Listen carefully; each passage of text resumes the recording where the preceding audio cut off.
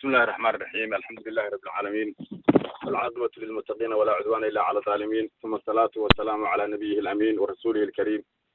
وعلى آله الأطهار الطيبين وصحابته الأخيار الأبرار المجاهدين الذين رفعوا رايات التوحيد في أنحاء المعمورة يبتغون فضلا من الله ورضوانا، فرضي الله تعالى عنهم ورضوا عنه، وذلك لمن خشي ربه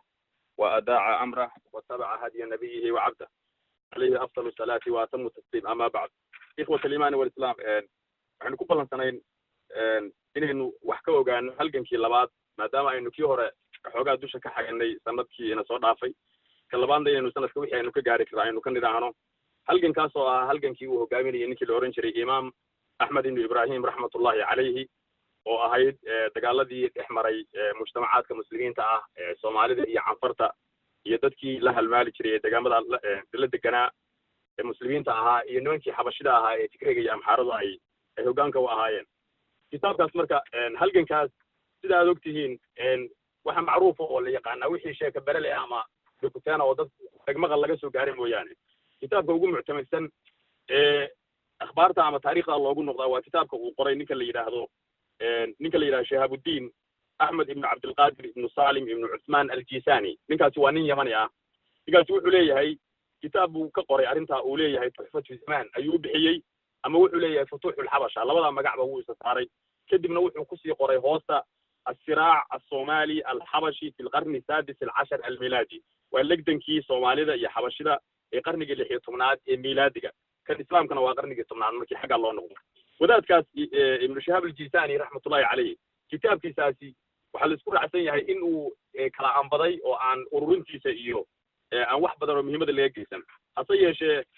wixii markii muddo la daba joogay aduu kitaabka waxaa la helay jus ka mid ah. waxaa la isku raacsan yahay oo ay badan ay tilmaamayaan kitaabku ma 2 jus buu ahaa mise 1 jus buu ahaa. labadaa muran baa ka taagan. qole waxay leeyihiin kitaabku 1 jus buu ahaa, dad kale waxay leeyihiin maya kitaabku 2 jus buu ahaa. laanna waynu arki doonaa in markaynu dhammayno ayuu meesha ugu dambaysa wuxuu ku odhan doonaa halka waxaa ku dhammaaday juskii hore. macnaheeduna waxa weeye oo laga fahmayaa in qaybtii labaad ama cutubkii labaad ee kitaabka uu lahaa uu meesha ka maqan yahay. kitaabkaas adigu qaybtiisa labaad jaan iyo cili meel u dhigay waa la waayay. asbaabay sheegaan. qole waxay leeyihiin gabadhii uu qabay axmed gurey uu ka dhintay oo laga dilay ayaa diiday in la daabaco, ayaa haysay oo aan dib arag waa la sheegaa. qole waxay leeyihiin maya ee wadaadku waa qoray, jiisaan buu la aaday kadibna waa gurtay kitaabkaas. qolena waxay leeyihiin qolyihii harar joogay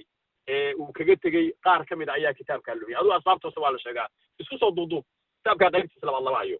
qaybtan koowaad nusakh buu leeyahay aad loogu murmo oo tiro badan oo qoloba ay mid meel la aado ay leedahay tanaa ugu saxsan iyo tanaa ugu saxsan. waxaa la isku raacsan yahay nusakhda ugu muctamadsan waa 6 nusqo inta caalamka laga helay. nuskhada koowaad waxaa laga helay nin la oran jiray bartun nin la oran jiray oo aad wax uga qori jiray tafaasiisha xuruufka masiixiyiinta iyo muslimiinta dhex mara. ninkan nuskhadiisii waxaa la yidhahdaa iyadoo ku turjuman luqadihii laatiinka ee yurubiyaanka ahaa ayaa la helay khaladaad badanna oo ku jira. nuskhada labaad oo muctamadka waxaa la yidhi nin la yidhaahdo anduun oo xabashi ahaa ayaa kitaabka laga helay. anduun waxaa la yidhahdaa wuxuu ahaa nin aad wax uga qoray waxa la yidhahdo juqraafiyadda bilaadulxabasha. sidaas daraaddeed waxaa la yidhahda kitaabka asalkiisa waxaa hayay nin walaalkiisa oo anduunka la dhashay oo la oran jiray anduun abaadi, oo kitaab weyn oo juqraafiyada xabashida buu aad u leeyahay. nuskhadaas ayuu wuxuu haystay baa la yidhi muddo ka badan 30 sannadood ayuu ninkaasi hayay anduun walaalkii. markii dambena ninkii anduun la oran jiray oo juqraafiyadda wax ka qoray ayuu hadiyeeyey ninkan. nuskhadaasi marka waxa waa nuskhada ugu muctamadsan baa la yidhahdaa, laakiin gacanta soomaalida iyo gacanta muslimiinta ma ay soo gelin. qolada xabashida oo ayaa isu dhiibtay. nuskhada saddexaad waxaa la yidhahdaa nin la oran jiray major baridu oo ka mid ahaa gumaystayaashii mililik la shaqayn jiray ayaa soo diray, wuxuuna ka soo diray magaalada harar. oo ninkii la oran jiray hunter oo mililik la qabtay magaalada harar ayaa loo malaynaya inuu magaalada harar nuskhadaa ka soo qaaday. waxaa kaloo jira nuskho kale oo iyaduna qaahiro loo diray oo uu soo diray ninkii la oran jiray ra'uuf gaasha. iyada laftigeeda waxaa la leeyahay inay gubatay baa loo malaynaya, laakiin qaar ka mid ah. qaybta nuskhada saddexaad waxa weeye nin la oran jiray nirazani ayaa wuxuu leeyahay kitaabka nuskho ka mid ayaan helay, dad haystay ayaan waxaan damcay inaan ka iibiyo, laakiin lacag badan bay ii gaareen. kadibna wuxuu yidhi waxyaaba aan ka soo qorqoray uun baan hayaa, taana iyaduna muctamid maaha. nuskhada kale oo muhiimka waxa weeye intii aan مليلخ iyo dawladda Itoobiya ay dhismin xukunku waa Amxaarada iyo Tigreega kaliya uu ahaa nin kamid ah maamulayaashii ama hogaamiyayaashii Tigreega oo Najaashi la oran jiray oo ka horreeyay xilligii adigu laba qarni intaan gumaysiyaashan iman ka hor ayaa waxa la sheegayaa inuu asaguna nusxa hayay nusxadaana uu amray in lagu turjumo luqadda Amxaarada taana Tigreega ayaa iyadana gacanta lagu hayo nusxada afraad waxa weeye waa nusxada ugu muctamadsan oo waxa laga helay Madiina ku taala wadanka meesha la yiraahdo Algeria ayaa laga helay ninka kitaabka Algeria geeyay waxa la yiraahdaa baardigaas ma reer galbeed ba ma muslim ba ilaahay hada aru ciidu yaa maaqani nusxadaasi si kasta meesha ku tagtay waxa laga helay magaalada la yiraahdo wadanka la yiraahdo Jazaa'ir ayaa nusxada loogu tagay waana nusxada hadda kitaabka ugu muctamadsan oo dadku ay gacanta ku hayaan loo ictimaado raqamkeedii waxa soo dhaway qorqorayaan laakiin waxa ku leexleexan mayno nusxadaas waxa helay nin Faransiis ah oo buxuusan bariga Afrika aad ugu takhasisay oo la oran jiray Dina Baasi ninkaas wuxuu sameeyay in uu Jazaa'ir nusxada ugu tagay kadibna uu soo taqriiriyay wuxuu leeyahay nusxadaasi 99 safxadood bay ka koobnayd waxayna lahayd biir canaawin qalin cas lagu qoray ama khad guduudan lagu qoray waxay kaloo lahayd biir magacyada meelaha iyo calaamta iyo raga magacyadooda meesha ku jirto iyadana qalmaan cas lagu qoray kadibna wuxuu leeyahay nusxooyinka adduunka yaalo oo dhan fiirfiiriyay waxay noqotay nusxada iigu habboon ee aan isiri kitaabkii oo dhammaystiran ayaa laga helayaa inkastoo uu sheegay ilaa iyo dhowr iyo 20 safxadood oo cadcad oo aan wax ku qorayn maaqa wax ku dhacay in iyadana ku jireen kuwa kale marka la kaashaday adigu nusxadaas waxa la daabacay 1883 ayaa la daabacay nusxadaas oo uu taxqiijiyay oo uu muqaddimo afka Faransiiska ku qoran uu saaray kitaabka ugu muctamadsan ee la hayo ee mutadaawilka ee nooca weey dadka turjumay dad badan baa waxay isku dayeen kitaabka inay turjumaan oo ay luqado kale ku qoraan waxa kamid ah Djibouti hadda mid baa lagu turjumay dawladdii Maxamed Siyaad Barre xilligeedii mid bay turjuntay macaanida noocaas oo dhan marka aynu ka soo gudubno waxaan uga jeednaa nusxada aynu ictimaadi doono waa nusxada noocaas oo ninkaas Faransiiska ahi uu taxqiijiyay waana nusxada hadda la isku raacsan yahay caalamka islaamiga oo dhan ay tahay midda ugu roon waxaana kadib taxqiiq ku sameeyay oo dabagal ku sameeyay ama tafaftiray nin la yiraahdo Fahiim Maxamed Shaltuut oo Masri ah waxaana lagu daabacay maktabatu al-Qaahira al-Islaamiyya soodaasinu galana intaynaan marka kitaabka gudagelin iyo taariikhdan iyo hawsheeda waxaan rabaa inaan wax yar ka tilmaamo ninka la yiraahdo Ibn Shihab al-Jisani oo ah Ahmed ibn Abdul Qadir ibn Salim ibn Uthman al-Jisani oo ninka kitaabka qoray wuxuu leeyahay kitaabka laba qaybood buu qaybinaya labada qaybood oo qaybinaya waxa weeye qayb wuxuu leeyahay ana taagnaa dhacdooyinka iyo dagaalada iyo sida ay wax u socdeen iyo imaamka falooyinkiisa iyo hawsha oo dhan iyo ciidamada inta uu taagnaa uu sheegi doonaa inta ka horeysa wuxuu leeyahay laba nin oo muctamada buu noo sheegi doonaa labada nin oo tilmaami doona inay yihiin labada nin oo ugu kalsooni badnaa oo uu u ictimaaday inuu wax laala wixii war ah oo meeshan ka jiray ama deegaabadan ka jiray ee ka horreeyay inuu ka qaato labada nin waxa la yiraahdaa Amir Hussein ibn Abi Bakr al-Jarti minna waxa la yiraahdaa Ahmeddin waxa la yiraahdaa Ahmeduddin ibn Khalid ibn Muhammad ibn Khayruddin labada nin ayuu ka qaatay marka kitaabka wuxuu qaybinayaa laba qaybood qaybta dhacdooyinka dagaalada iyo halganka Axmed Gurey suu meesha ku soo galay suu ciidamada ku qabsaday suu maamulka ula wareegay suu halganka u bilaabay intii asiga ka horreysay qayb uu ka dhigayaa wuxuu kaloo ka hormarinayaa qayb ku saabsan horta meeshan maamulada ka jiray xageebay ka soo bilowdeen sideese wax isu soo bedeleen ilaa laga soo gaaro markii uu imaam Axmed asagoo canug yar ah intuu raggan ka soo dhex baxay oo wixii oo dhan kab kula tuntay oo adduunku dhan islaaxiyay kadibna uu go'aansaday inuu nimanka duulaan ku galo arrintaas waxaan uga jeedaa inaad fahantaan manhajyada kitaabka ku socda qaybta labaad oo dambe oo sheekhu isagu uu joogay oo taagnaa qaabka guud ee uu kitaabka u qoray waxa weeye sida sheekada Soomaalida ay u sheekaysto weeye kitaab manhajiyad cilmiyeysan loo daabacay ma waxaad moodaa markay mu'arikhiintu ka sheekeynayaan kitaabkan waxa la yiraahdaa sheekha waxaad moodaa sidii wariyeyaasha oo kale ayuu kitaabka u qoray waxaadna moodaa inuu ugu talagalay inuu akhbaarta dhacdooyinkeeda intuu qorto hadhow uu kala nidaamiyo marka mageeri baa ku soo gaadhay ma waqti buu sanu la garan maayo laakiin sida Soomaalidu u sheekayso oo kale ayuu u qoran yahay majority kitaabka wuxuu ku wadaa mar alaala markuu ka sheekeeyo muslimiinta iyo halgankooda iyo diyaar garowgooda iyo dagaaladooda iyo meeshay aadeen iyo meeshay fariisteen iyo ciidankay haysteen iyo hubkay haysteen iyo meeshay degeen iyo wixii la soo gudbonaaday sadxada ku xigta wuxuu galayaa gaaladii iyagana wuxuu leeyahay nimankii amxaarada ahaa iyaguna halkaasi degeen ciidankaasi abaabuleen saasoo ku wadaa taasi waa manhajyada kitaabka qaybta labaad waxa weeye kitaabkani wuxuu ka duwan yahay duruufta aynu maanta ku jiro iyo duruufta muslimiintu ay xilliga ku jireen farqi weyn baa u dhaxay saa daraadeed dadka dhageysanaya waxaan aad uga talin lahaa inayan isku dayin kitaabkan manhajyada ka soo bixi doonta inayan ku ajaskarayn ama ayan ku cabirin wax maanta dhulka yaala waaga waxa weeye adduunkan ma ahayn dadkuna dadkan ma ahayn ummaduna ummadan ma ahayn ummadan kitaabkan uu ka sheekaynayo oo taariikhda leh waa ummad ka duwan ummadda maanta aad taqaanaan ummadaas waxay ahayn waxay difaacdaan iyo waxay u halgamaan iyo waxay ilaashadaan iyo waxa ka khaldan niman garanaya bay ahaayeen taasina waa nuqdada kale oo muhiimka waxa weeye kitaabkan dadka hadda aan leeyahay waa turjumeen iyo akhbaarta dhanka maqalka ah wax badan oo aan jirin baa laga sheegaa wax badan oo xaqiiqo ah oo jirana waa la sheegaa مثلا قبائل marka laga sheekaynayo qaabka dagaalka loo kala galay ciidamadu intay ka ahaayeen qolyooyin qabiiladii Soomaalida ugu awoodda weynaa imaam Axmed Gurey meesha uu ka soo jeedo waxyaabo noocaas oo kala qolyihii wixii kala ahaa yaa maamulka ka bedelay isagu xageebu ka soo baxay meesha uu ku dhashay xagee ahayd akhbaaraha noocaas oo dhan sheekhu marka sida lagu yaqaanay kutubta taariikhda ma uu gelin tafaasiil dheer oo laga fahmi karayo su'aalahaas oo dhan dadka ka qanciyaan saadaradeed ishaaraad buu bixinayaa waxaan kaloo rabaa inaad tilmaamo qabaa'isha Soomaalida ee meelahan ku imaanaya ama canfarta oo kale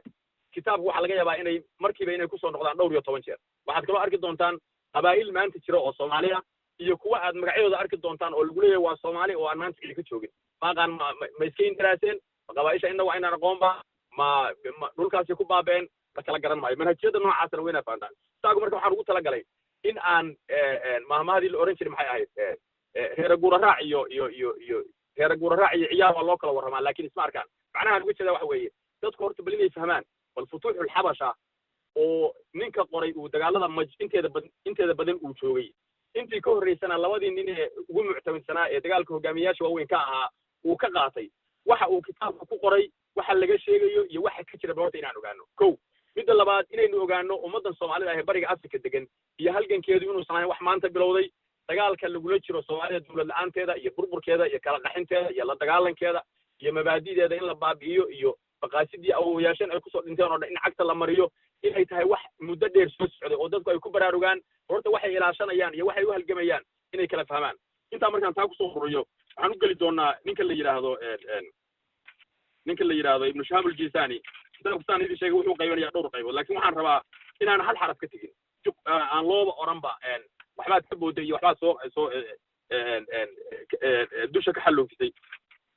wuxuu sameeyaa marka wadaadku inta uu kitaabka qorayo waxa ku imaan doona dhowr gabay oo carabiya oo wadaadku uu tiriyay ninka kitaabka qoray laftiisa dhowrka gabay waxa weeye marmarna wuxuu kaga sheekeynayaa duulaamadii iyo dagaaladii oo waa gabayo gubaaba ah oo ku gaalgelinaya nimanka mujaahidiinta oo halgamaya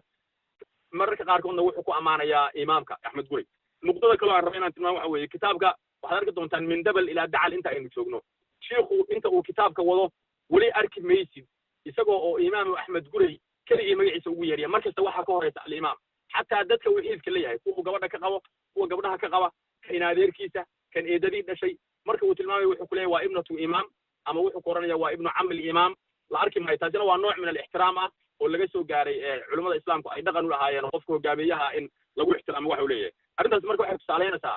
in waxaan ku arki doonaa oo kale dhowr nin oo kale oo ay isku magac yihiin baa kitaab ku jira oo Axmed Gurey iyagoo la yiraahdo oo qabaa'il hogaaminaya waxyaabaha keena weeye in Axmed Gurey qolo waliba meel la aado wadaadku marka inta aanu gudagelin dagaalka Axmed Gurey suu ku bilowday muqaddimo yar buu marayaa marka waxaan ugu talagalay sidii daraawiishto kale u akhrin maayo sidii waxaan u akhriyayaa wadaadadu ay waxa la oran jiray maxaa la yiraahdaa tarjuma caama wax la yiraahdo tarjuma caama cibaarada carabiga waa akhriyanaa kadib Soomaali waa tarjumanaa waxaan ugu talagalay si balorta futuuh habasha waa la idin ka sheekeeyaan in is arka muhiimadda aan uga jeedaa waa kaas sheekha marka Ibn Shihab al-Jisani wuxuu leeyahay alxamdulillahi al-mannan بالفضل والجود والإحسان الذي جاد بالعداء قبل السؤال وأسبغ علينا النعم والإفضال والإمنان وبدأ بالإيجاد وأردفه بالإمداد وتابع النوال فلله الحمد على عدائه الجزيل المنان وفضله الذي لا ينقطع ولا ينحسر بعد ولا ميزان وأشهد أن لا إله إلا الله وحده لا شريك له وأشهد أن سيدنا محمدا عبده ورسوله أرسله إلينا رسولا أمينا مبينا نبي الأميين محمدا المصطفى والنبي المجتبى صلى الله عليه وسلم اختلف الملوان وعلى آله وأصحابه الذين نصروا الدين القويم بالسيف والسنان وبذلوا الأموال والمهج وفارقوا الأهل والأوطان انت سوى اسم مقدمه يقول يا إلهي وأمانيا وشهادنيا نبي وكسليا نبي وأمانيا يقول هاي سلق يا صلاة انت أي ضيح يقرح صوب حيان نبي قدوش سهاته صحابتي وهدنا يجنا عبيان دين توجو جرجاري دين توصل وجو جرجاري ديف يورن naftooda iyo xoolahoodana ku bixiyey dadkoodii iyo ehelkoodii iyo waddankoodiina uga tegey laanna waxaad arkaysaan saxaabada xoogaa uu taaban doonaaye nin maka ku dhashay baad arkaysaa oo maqrib alcarabi ku dhintay iyo nin maka ku dhashay oo magaalada tirmid iyo khuraasaan meesha ugu dambaysa ku dhashay oo qurashiya ama xijaasiya intaasoo dhan waxay doonayeen bini aadamka inay ka badbaadiyaan inay dulmiga iyo addoonnimada ay shaydaan addoonka u yihiin ee ka baxaan laanna adduunka waxa ka shaqeeya waxa weeye inaad ilaahay addoon u noqoto inaad shaydaan u noqoto wax u dhexeeyaa ma jira meel dhexoo laga qaraabtaa ma jirto oo xadaarad iyo ilbaxnimo la yidhahdo kadibna wuxuu leeyahay bacdu intaa kadib waxaad ogaataa buu leeyahay ana rasuulallahi sala allahu alay wasalam khayr rusul rasuulshi ilaahay soo diray kan ugu khayr badan inuu nebigeenna yahay wa ana ummatahu khayru lumam ummaddiisuna inay tahay ummadda ugu khayr badan qadaa bidalika rabu larbaabi fii muxkami alkitaab arrintaa ilaahay baa qadaageeda gooyey kitaabkiisa ayuuna ku caddeeyey kuntum khayra ummatin ukhrijat linnaas aayadaasu hoosgeeyey wakadalika ilahay wuxuu yidhi wakadalika jacalnaakum ummatan wasata labada aayadood buu deliishanaya macnaha u sheegay وما ذلك إلا لاتباعهم أفضل الرسل مزيلنا waxay ku heleen buu leeyahay rususha kii ugu fadliga badnaa bay raaceen وأولهم في القدم فضلا xagga duug ahaantana ugu fadliga badnaa ugu horreeyey xagga soo saaridana ugu dambeeyey وآخرهم بعثة محمد صلى الله عليه وسلم sidaa daraaddeed ayay waxay ku noqdeen buu leeyahay أفضل الأمم مقدمada waa iska quruurixeen cibaadatii على الحق وجاهدهم الكفار المخالفين لهذا الدين من سائر الأدات kuwaasoo u gacan qaaday inay la dagaalamaan cid allaale ciddii gaalaha ee diinta ka soo horjeeday jinsigay doonaan iyo midabkay doonaan iyo qolay doonaan ha noqdeen wasaa'ir iljihaad ama qibladay doonaan ha jireen wuxuu leeyahay shiikhu wasaa'ir iljihaad markuu maray wuxuu yidhi asaba wadabuur washimaal waljunuub asaba wadabuur waa laba dabaylood magacyadood oo axaadiista ku sugnaata laakiin badanaa waxay culimmadu u isticmaalaan xilliga wadaadkani uu noolaa in loo isticmaalo jihada ay ka yimaadaan marka waxay shimaal iyo junuub markuu isticmaalay labada kale waxay ka kala yimaadaan bari iyo galbeed waa adoo yiri bari iyo bogox oo kale wey marka wuxuu leeyahay faadharuu bisayfi hada diina sharqan wa qarba iyagoo halgamaya oo dagaalamaya oo jihaadaya ayay diinta kor yeeleen bari iyo galbeedba waxay ku kor yeeleen buu yidhi waa wacran wa sahla meel buura iyo meel banaanaba waa gaarsiiyeen famahadu larda tamhiidan arlada ayay gogleen wadawaqu lkafarata bisuyuufihim tadwiqa gaaladana seefahooda ayay ku fullayeen wadanabuu awtaadahu xukumadoodiina waa burburiyeen wadanabuu awtaadahu diinta awtaadeediina waa taageen weye washayaduuhu tashhiidan si toosa bayna u adkeeyeen walam yazal bifadli illahi subxaanahu watacaala ilaahay fadligiisana kama aanu suulin yucaqibu man salafa bihim khalafan raggii ka horreeyey ragga ah inuu rag daba dhigo laa yanaalu man naawa'ahum ilaa talafa qof allaale qofkii nimankaa la collaytamaana uu baaba'ayo fahum ila al'aana yujaricuuna alkufaara waalmunaafiqiina ka'sa almanaaya ilaa iyo haddeerna waxay gaalada iyo munaafiqiinta cabsiinayaan koobabka geerida wayahiiluuna calayhim turaaba arazaaya waxayna dusha kaga tuurayaan maxaan ku dhahdaa ciidda dhimashada ama balaayooyinka razaaya waxa la waa jamcu raziya waxa weeye waa musiibada mahadho waxay soomaalida yidhahdaa mahadhooyin bay ku leeyaan wey xataa ta'tiya alqiyaamatu binafkhatiha ilaa ay qiyaamadu dhacdana dagaalka iyo halgankaasi waa joogsanaya dadka diinta haysta iyo dadka kasoo horjeeda ay iskula jiraan insha allahu tacala wiisho ilahay wuxuu yidhi waita'adana rabbuka layabcathanna calayhim ilaa yawmi alqiyaamati man yasuuhum suba alcadaab aayaddaas soo qaatay ilaahay wuxuu kula ballamay oo idan ka qaaday inay ku soo saarayaan cid cadaabka dhadhansiisa ilaa qiyaamu saaca waa ciddii ka leexata aayaddu yuhuudi bay ka sheekaynaysaa bay culimmadu yidhahdaan laakiin qaacidaa jirta culimmada tafsiirku ay isticmaalaan oo alcibaaratu bicumuumi lafti laa bikhusuusi sabab aayaddu meel ha kusoo degto laakiin macnaheedu ciddii uu soo hoosgasho waa taabanaya nebiguna wuxuu yidhi calayhi salaatu wasalaam waa isla naskiisii laa tasaalu daa'ifatu min ummatii qolo diintayda koox ummaddayda ka midii ka suuli mayso qaa'imiina cala alxaqi laa yadurru man khadalahum inay xaqa ku taagan yihiin qofkii garabkooda ka baxaana aanu dhibi doonin walaa man khaalafahum iyo ciddii ka hor timaada xataa ya'tiya amrullahi wahum calaa dalika ilaa arrinta ilaahay iyo talada alle ay timaado iyagoo sidaa ku taagan xadiiskaa wuxuu yidhi abu daawuud baa wariyey iyo keyrkii waana xadiis saxiixa wuxuu yidhi waxaa badan wa kam min jaahilin axmaqa yaquul badanaa buu yidhi nin jaahila oo doqona oo leh xilliga aynu ku jirnaa hada aakhiru zamaan xilli aakhiru zamaana weeye wa naxnu fi lqarni alcaashir qarnigii tobnaad baynu maranaa xilligaasaa murankaasi jira u fiirso qarnigii tobnaad baan maranaa walaa yactarifu bifadli almacaashir isagoo aan weliba garanayn qofka la nool fadliga uu leeyahay walow ra'aa fi zamaanihi alakhyaar xataa hadduu arko rag qiimo badan oo sanadkiisa nool la alxaqahum bilashraar wuxuu ku haleelsiinayaa kuwan iyo kuwa ashraarta isku mid weeye buu leeyahy wadalika arrinta waxa ugu wacan jaahilkaana waxa weeye buu lisuu'i dannihi wa qilata fahmihi malihiisa xun iyo fahankiisa hooseeya iyo waqalabata jahlihi iyo aqoontiisa jahliga ka qaalib noqday iyo wacadami cilmihi iyo aqoon la'aantiisa ayuu wuxuu ictimaadayaa calaa maa sabata muctamidan isagoo weliba cuskanaya calaa maa sabata anna saacata qariibatun oo wuxuu leeyay aakhir zaman baan joognaa halgan iyo jihaad iyo dadaal iyo inaga daaya waxaas iska cibaadaysta faraha ka qaada waxaas واعتماد يا بوليه ونكاسي وليه لسه تاجين مرن كدغنيا أن ساعة قريبة وحلي قيامتي وادودهي قرني تمناد با laga sheekeynay ogow وقد ظهرت أشراطها وتضوى قرني كور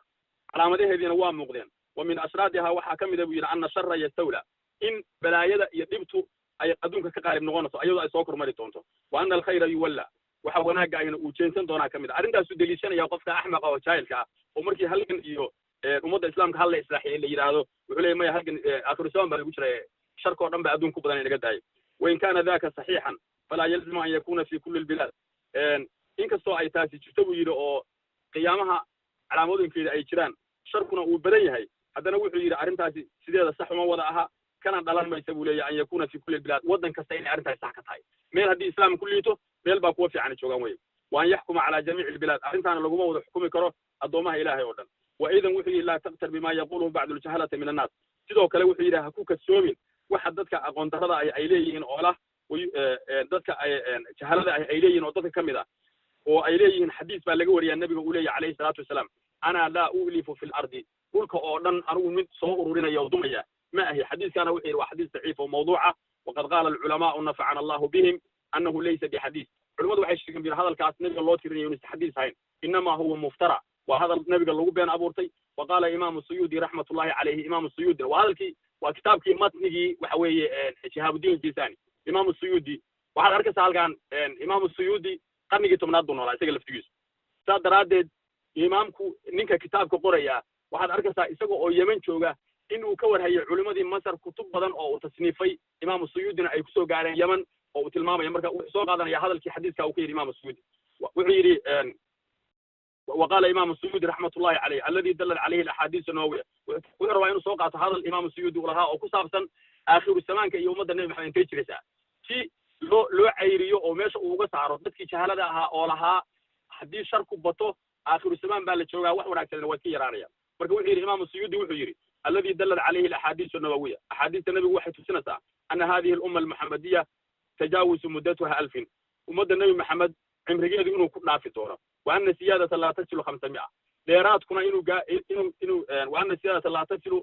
500 أنت ديرات أين شنبغل إنعدافين هذا الكاس إمام سيودي والو نقديا وأنا هذا الجف هذا الميلان شونا شنتي بقول الله عداف ما يوالداف مثلا لما نبى سأقول لك إمام السيودي ينقل إلى ابن جرير الطبري لما لا أهم بوا مثلا لا واقول جسر إن تحديديان ومدة النبي محمد تيجي ده حديث باشر في صحيح البخاري أي علوات وحقار غاتان لكن واحد شرى وحيابا عن شنت اللي لقرين عمرك أدونك ورمو صوب لودي إنتاج شري يأمدوا إنتاج شريان وذات كتبة كان ولا وعمركين هذا واحد عقلقة وجاري كرين أقونتنا على الهين عشان تلقى شيء عيبها وقد عصا تردون السيود قرنية مراد مراشة قرنية وكذا مرة كوني أفضل بقولي دوري استماعات الله مريا والموسيقى والشيء والنافذة جرير الدوري سجل في مدة شن بقول سونا عجيني قرنية أفراد بلوجي سملاها سولنتي يسوون شن بقول ملاها سعدري يسوون بيعا كدم بيه كون كبلا كدم بيه لبلا وذات بحركة لبلا وين مثلا كل يغلى مركا عمرك ومد النبي الله محمد عندنا متقان كد وحلينو شيء كلية أشراد النظام أدون أسعد دونا واحد بدلي دونا يو محمد هذا عمرك عايزين أنتوا دوران دنا عندنا متقان مدة كله محميهم مقياس كبني آدم كعقل كبني آدم كسوق قرن كريو مر هدان واحد ناس كسوق نين أو أم قرآن أم حديث لقول شيئين أو خبر نقلية أو سمكو إيمان تحديد كعقل جاو بقياس أدون كواحد عقل كبني آدم جاري كرام معايا لي علماء واحد هذا عقله sida aragtidaada iyo awooddaada iyo dhagahaaga iyo maqalkaagu ay xuduud u leeyihiin ayaa aqligaaguna xuduud u leeyahay anna quraanka markaad aragtid ta'ruju al-malaa'ikatu ilayhi fi yawmin kana miqdaruhu 50000 sana 500,000 ama 50,000 oo sano maalin u dhiganta aqligaagu ma keeni karo laakiin qaabka ilaahay adduunka u xisaabiyo waxaynu garan karnaa مثلا مركز الإمام السيودي وغاب كسر نقليه ومسايش وكسر برير حدا إمام السيودي رحمة الله عليه كسر إمام جليل وآذ وينها مركز وما وراء ذلك من علم الله كل شنطة بقول وحي كذا ما يوحي يجري وحي كذا ما يلاقي علم هذا يقال وهو العالم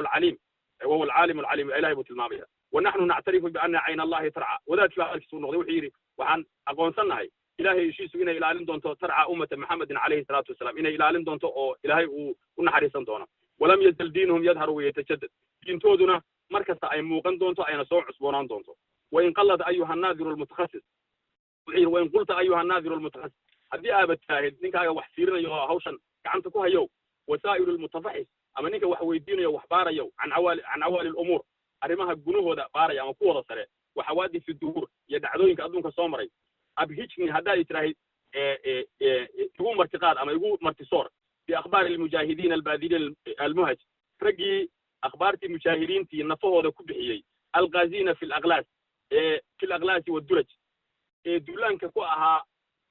أغلاس كواحد الدرج كانوا وقدر مار الرجلها أغلاس كانوا وكان صباح دي أو أنت أنواع برين مدو كتير سلاد الجود غلط سلاد الجود في العمل يهموك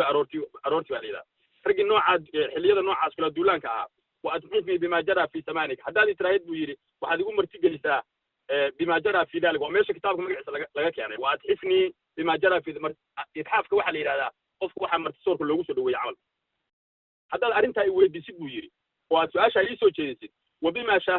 وبما شاهدته بعيانك يوحي هذه انتهى وكسر عليك إنه جهاد حدانا هاي فأقول بير وحن لا هذا ربح حداد يودي سيد بيرنك وحدادين يو arrimaha sarana su'aasha ka qabow dacdooyinka adduunka doonayo waliba aad ugu heelan mujaahidiinta warkooda oo naftooda ku bixiyay xilliyada noocaana duulaanka ahaa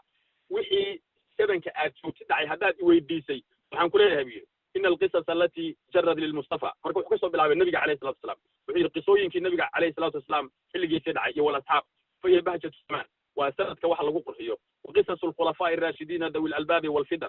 قصooyinkii khulafadii ka dambeysay ee raashidiinta ahaa ee caqliga badnaa ee kaska badnaa فكتب السير وتواريخ العلماء مشرقة بفضلهم وما فعلوا كتب السير كتب التاريخ العلماء أي قرين أي أمد فينسا فضل جوضة يوحي سمايين وقصص من بعدهم مبلوغ بها كل كتاب أي وحي أنت كدم بينا كتاب كستا نحريس أي كتاب ولا تشك في ذلك أنت شكل لك مغبو ولا ترتاب مرن ضمن كمجرو ولكنني أروه أدان ابن شهاب الجساني هاي أتحفك بما يشتد الاشتياق النفوس إليه وحن كومر تجلين يا كومر تسوريا وحنفت أيوه لوذو وما ثبت من ذلك أيوه كأرنت كسبنا هذا وبما أعلم فيه النبي صلى الله عليه وسلم فإنه صح عنده عليه الصلاة والسلام أنه قام في مقامه وقال ما من شيء كان ولا شيء يكون إلى يوم القيامة إلا علمتك به المعتبر من ذلك اليوم فهو المعول عليه بما يحدث الله فيه من الأمور ويجري هذا حديث سوق على يقولي النبي وحلا يتصي أنا ماشي تاجا وحي إيمان دونا يوحى إن وحنا سلا أقول دونا بروين وماشي وقطعه كده من وحي فقد أشار عليه الصلاة والسلام نبي وحي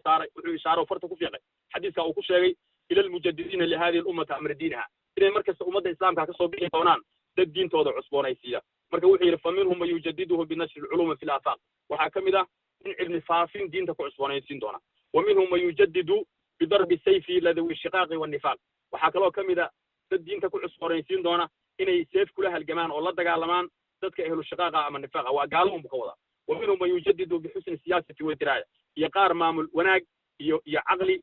أمة الإسلام كوكها جايين دونا كدمنا وحي فأرعني سمعك مقالك إيسو رارعي اليوم لي عليك سأن فوقيريو وأحضرني جميعك اللي يشهد عليك هذه قلنا يسوكي كان هلك يسوكي حاضر وين كأد مرخانتي وقلنا قلت أرنتا فانظر في كتابي واحد كتاب إيش الجلسة المسمى لقوا مقعب فتوح الحبشة كتاب كي فتوح الحبشة اللي هذا كتاب كافيري وأنك قرب إلى على يد الإمام الأعظم إمام كوينا الأمجد أشرف تبنا الهمام هنك وينا الأكرم جواني ماذا بنا العسد ليبان تبنا الذي لم يسمع بمثله ولا تلا أحد من موالي تاسون لم يدع عن لما قال وطري أمرنا قف كذا وتجعل العرق فعاد الله علينا وعلى المسلمين من بركاته وأفضاله إلهي وحي المسلمين يا نجبا تبركوين كيسي يفدي كيسي هنوسي عليه يا رجل مذا